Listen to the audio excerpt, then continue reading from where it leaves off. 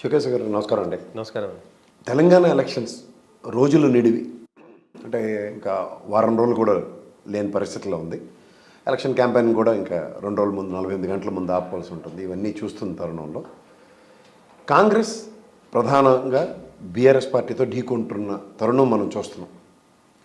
ఇది ground level ఎలా ఉంది, మౌత్ పబ్లిసిటీ ఎలా ఉంది, అసలు యాక్చువల్గా తెలంగాణ సమాజం నిజంగా ఇవాళ ఎలక్షన్స్ జరుగుతుంటే మార్పు కోరుకుంటుందా లేదా అన్న కోణంలో మనం ఇవాళ మాట్లాడదాం సార్. ముఖ్యంగా గ్రౌండ్ ఏ విధంగా ఉందన్నది మీకు అనిపిస్తుంది సార్?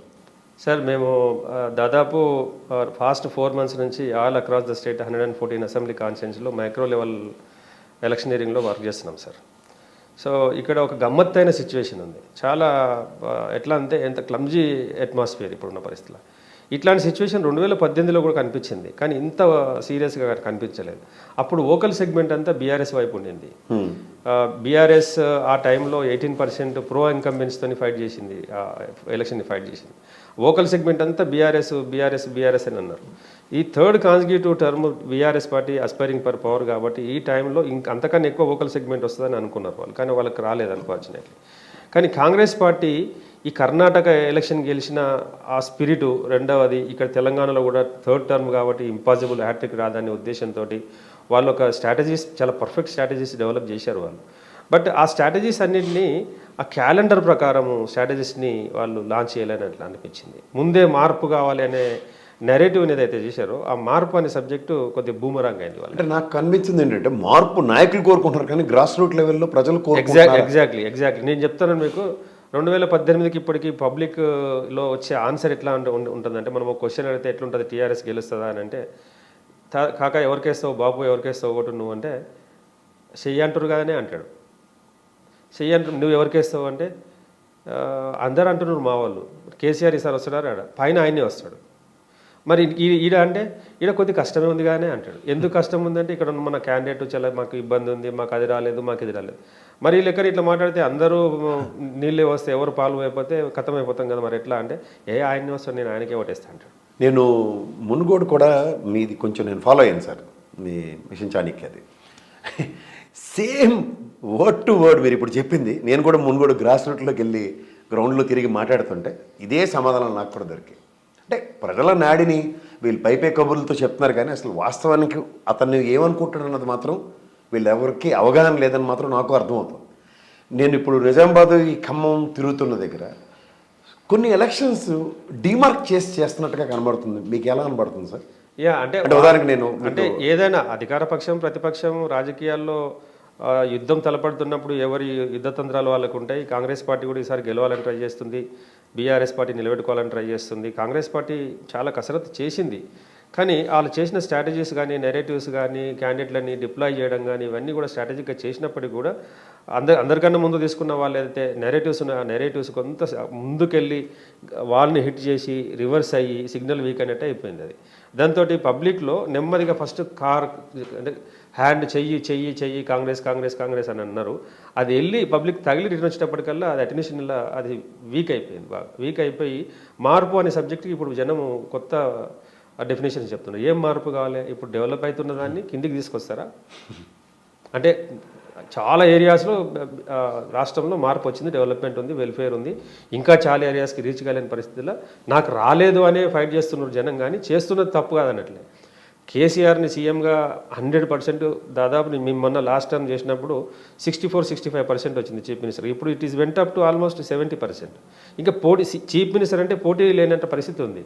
కానీ లోకల్లో ఉండే క్యాండిడేట్ల కారణంగా కొంత మైనస్ అనిపించి, టీఆర్ఎస్ క్యాండిడేట్ల కారణంగా మైనస్ అనిపించి అది కొంత కాంగ్రెస్కి ప్రో కనిపిస్తుంది.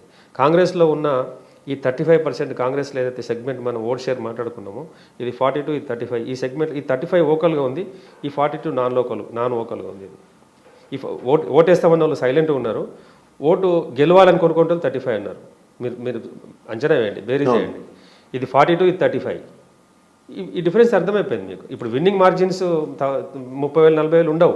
అవునండి, అదైతే కరెక్ట్. అది మునుగోడుల దగ్గర నుంచి ఈవెన్ కొన్ని నిశ్చితంగా గమనిస్తే కూడా ఒక విషయం నేను కూడా చూస్తాను సార్. అంటే రీసెంట్ పాస్ట్లో ఈ ఎలక్షన్స్ ముందు జరిగిన ఎన్నో సర్వేలు నేను ఫాలో అయిన దగ్గర ఏదో లాస్ట్ మూమెంట్లో వచ్చిన ఒక 2-3 సర్వేలు కాంగ్రెస్ కన్న విషయంలో కూడా ద కన్సిస్టెన్సీ ఆఫ్ 40 to 45% మధ్యలో ఉన్నది బీఆర్ఎస్ సస్టైన్ చేసుకుంటూనే ట్రావెల్ అవుతుంది. అండ్ మోర్ ఓవర్ ఇవాళ ఈ మౌత్ పబ్లిసిటీతో చేస్తున్న ఒక డిఫరెంట్ స్టంట్ ఏదైతే ఉందో, అంటే నేను ఎప్పుడూ చెప్తూ ఉంటాను, ఈ సురేష్ కనుగోలు లేదా ప్రశాంత్ కిషోర్ ఇలాంటి వాళ్ళని ఎవరైతే డిప్లాయ్ చేస్తారో ఒక డిఫరెంట్ మొమెంటం క్రియేట్ చేసి వదులుతారు ఎప్పుడు ఎబిలిటీస్ ఉన్న దగ్గర.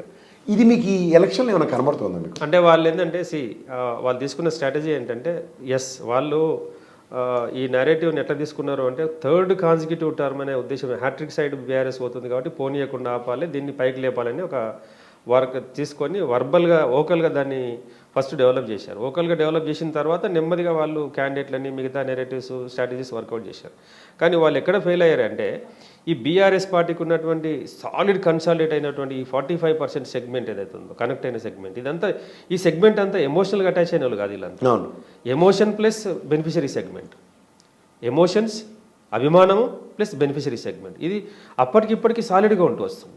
కిందికి వచ్చినట్లు వస్తుంది, మళ్ళీ యాజ్ ఇట్ ఈస్గా మళ్ళీ సేమ్ ప్లేస్కి రిటర్న్ అయిపోతుంది. కానీ ఈ సెగ్మెంట్ని వీళ్ళ బలాన్ని పెంచుకునే క్రమంలో ఈ సెగ్మెంట్ ఏమాత్రం దీనికి కిందికి తీసుకురాలేకపోయింది వాళ్ళు. ఈ మౌత్ పబ్లిసిటీ కానీ వోకల్ పబ్లిసిటీ కానీ దీంతో సోషల్ మీడియాలో వచ్చినటువంటి గసిపింగ్ కానీ ఇట్లాంటి దాంతో వాళ్ళు తీసుకురాలేకపోతున్నారు. ఇప్పుడు ఇంకా నాకు తెలిసి ఫర్దర్గా మేము ప్రిడిక్టెడ్ ఓట్ షేర్ మీద మేము ఆలోచన చేస్తున్నాం, ప్రొజెక్టెడ్ ఏముంటుంది అనే దాని మీద. ఇంకా కొద్ది కాంగ్రెస్ పార్టీ డిటేరియడ్ అయితే అనిపిస్తుంది. అండ్ మోర్ ఇక్కడ మీరు ఇంకోటి అంటే నేను గమనించింది కూడా, కొత్త స్లోగన్ ఏది తీసుకురాలేకపోయారు. ఎంతసేపు సోనియా గాంధీ గారు ఇచ్చిన తెలంగాణ అన్న నినాదానికి 2 సార్లు ఆల్రెడీ వాళ్ళు కూర్చోబెట్టారు. దాన్ని యాక్సెప్టెన్స్ లేదన్న విషయం ఇప్పటికి కూడా ఎందుకు కాంగ్రెస్ గ్రహించట్లేదు ఒకటి. రెండోది, ఫర్ ఇన్స్టెంట్ ఇప్పుడు నేను దక్షిణ తెలంగాణ గురించి ఇప్పుడు నేను మాడుతుంటాను, ఇప్పుడు ఖమ్మం, ఈ నల్గొండ అండ్ వరంగల్ ఇలాంటివి వీళ్ళ దగ్గర నుంచి టీడీపీ పరంగాను అండ్ కాంగ్రెస్ పరంగా నాయకులు బీఆర్ఎస్ పార్టీకి వెళ్ళిపోయారు. పోనీ వెనక్కి తెచ్చుకోవడం కావాలి, లేకపోతే సెకండ్ స్టెంట్ లీడర్లను డెవలప్ చేయకపోవడంకి ఇది ఎంత ఎఫెక్ట్ పడుతుందండి? అంటే ఇది మీరు చెప్తున్నది ఏంటంటే టీడీపీ పార్టీ ఒరిజినల్లీ మన ఎస్ట్వైల్ స్టేట్ని రూల్ చేసిన పార్టీ. ఒకప్పుడు ఉవ్వెత్తున వాళ్ళ నడిచింది, వాళ్ళ పవర్ నడిచింది. ఆ టీడీపీ సెగ్మెంట్ని ఆల్మోస్ట్ రాష్ట్రం వచ్చిన తర్వాత టీఆర్ఎస్ పార్టీ కంప్లీట్గా కన్వర్ట్ చేసుకోగలిగింది. ఈ కన్వర్ట్ అయిన segment majority of them are from TDP, టీఆర్ఎస్లో ఉన్న వాళ్ళు. కన్వర్ట్ అయిన సెగ్మెంట్ సౌత్ ఇండియాలో leader centric politics sir, north ఇండియాలో ఐడియాలజికల్ పాలిటిక్స్ ఉంటాయి, సౌత్ ఇండియాలో లీడర్ సెంట్రిక్ పాలిటిక్స్. లీడర్ ఎటుంటే క్యాడర్ ఉంటాడు, క్యాడర్ ఎటుంటే ఓటర్ అటుంటాడు. సో ఇందులో వీళ్ళు ఖమ్మంలో కన్వర్ట్ చేసుకున్నాము, రిటైన్ చేసుకున్నాము అనుకున్నారు వాళ్ళు. దాన్ని in the name of Congress party own చేసుకుందాం అనుకున్నట్టు తెలుగుదేశం పార్టీ. ఇప్పుడు కూడా మీరు ఖమ్మంలో తెలుగుదేశం కాంగ్రెస్ కలిసి కానీ అయినా కూడా యాక్సెప్టెన్స్ రావట్లేదు. కాంగ్రెస్ పార్టీ పేరుతోటి టీడీపీని కన్వర్ట్ చేసుకుందాం అనుకునే క్రమంలో మ్యాచ్ అయితే లేదు అక్కడ. అంటే కాంగ్రెస్ పార్టీ వ్యతిరేకించి డెవలప్ అయిన పార్టీ టీడీపీ పార్టీ. కానీ ఒక కులము కారణంగా ఒక కమ్యూనిటీ ఉంది, నా కమ్యూనిటీ పేరు చెప్పదలుచుకోలేదు. ఆ కమ్యూనిటీ పేరుతోటి ఈరోజు ఆ కమ్యూనిటీ టీడీపీ అంటే ఆ కమ్యూనిటీ అనే ఉన్న పరిస్థితిలో వాళ్ళు వచ్చి అమాంతంగా కాంగ్రెస్కి కన్వర్జ్ కావాలంటే కాలేని పరిస్థితి. మీరు ఖమ్మం, సత్తుపల్లి లాంటి కాన్స్టిట్యున్సీ కానీ లేదా ఈ మన కొత్తగూడెము, ఈ మన ఆంధ్ర బార్డర్లో ఉన్న ఏరియా ఇప్పటికి కూడా వీళ్ళు ట్రై చేస్తారు. ఈవెన్ ఖమ్మంలో కూడా ట్రై చేస్తున్నారు. తుమ్మల నాగేశ్వరరావు గారు నిన్న టీడీపీతో కలిసి, టీడీపీ క్యాండిడేట్తో కలిసి, పార్టీ నాయకులతో కలిసి క్యాంపెయిన్ చేశారు. కానీ కన్వర్జెన్స్ జరగట్లేదు వాళ్ళకి. ఐడియాలజికల్ రిఫ్ట్ ఉంది కాబట్టి కన్వర్జెన్స్ జరగట్లేదు. క్యాస్ట్ పేరుతోనే కన్సల్టేట్ అవుతున్నారు కానీ ఐడియాలజికల్ కన్వర్జ్ అవుతలేరు, వాళ్ళు కలిసిపోతలేరు. సో అది కొంత ఆ సెగ్మెంట్ కాస్త ఈసారి బీఆర్ఎస్ పార్టీ కలిసి వచ్చే అవకాశం ఉంది. ఇక అక్కడ చూడండి ఖమ్మంలో స్టన్నింగ్ రిజల్ట్స్ ఉంటాయని నేను చెప్తున్నాను. నాకు అట్లాంటి ప్రిడిక్షన్స్ నాకు కూడా వస్తున్నాయి. నేను కూడా అనలైజ్ చేస్తుంటే నాకు నిజామాబాద్ అండ్ ఖమ్మం మెయిన్. నేను ఇందాక మీకు ఒక ప్రశ్న అడిగాను, డీమార్క్ చేస్తారా అని. ఇప్పుడు దానికి తుమ్మల నాగేశ్వరరావు గారిని ఒకరిని, పొంగులేటి గారిని అన్న కాన్సెప్ట్లో కనుక ఆలోచిస్తే ఈ ఎఫెక్ట్ భట్టి విక్రమార్క గారి మీద ఎంతవరకు పడుతుంది అన్నది అక్కడ యాజ్ ఎ కాంగ్రెస్. అంటే నేనేమనుకుంటున్నాను సార్, ఇప్పుడు కాంగ్రెస్ పార్టీలో మీకు ఒక చిన్న, నేను ఎందుకు ఈ ప్రశ్న అడుగుతున్నానంటే ఇప్పుడు మీరు ఈ తుమ్మల నాగేశ్వరరావు గారు ఇందాక మీరు కొన్ని సామాజిక వర్గాల విషయాల్లో మాట్లాడుతూ సామాజిక వర్గ పరంగా ఖమ్మం సెగ్మెంట్ని శాసించబోయే పరిస్థితి అన్న దగ్గర కాంగ్రెస్ ఏం చేస్తుందంటే ఒక డిఫరెంట్ స్ట్రాటజీ ఆఫ్ చేస్తే తెలుగుదేశాన్ని అలైన్ చేస్తాం. సో ఒరిజినల్ అబిలిటీస్ ఉన్న భట్టి విక్రమార్క లాంటి వ్యక్తికి ఎఫెక్ట్ పడుతుందంటారా పడదంటారా? 100% పడుతుంది అక్కడ. మీరు చూడండి, ఎందుకు చెప్పకూడదు ఇది, ఈ Seethakka Koya tribal and women. Sonia Gandhi garu ఒక ఎగ్జాంపుల్ చెప్తారు. సోనియా గాంధీ గారు హైదరాబాద్లో రోషయ్య గారు చీఫ్ మినిస్టర్ ఉన్నప్పుడు తిరుపతి పోయి సోనియా గాంధీ గారు వస్తే వీళ్ళు అమ్మ మనం జిహెచ్ఎంసీని క్రాక్ చేసేసాం, మనకు వచ్చేసింది జిహెచ్సి, మన హోల్లోకి వచ్చింది అంటే ఒక మహిళని మేయర్ చేయండి అని చెప్పింది. ఒక మహిళను చేయండి అని చెప్పి చెప్పగానే అప్పటి వరకు వీళ్ళు ప్రిపేర్ అయిన క్యాండిడేట్ని పక్కకు దెబ్బేసి మహిళను తీసుకొచ్చి మేయర్ సీట్లో కూర్చోబెట్టారు.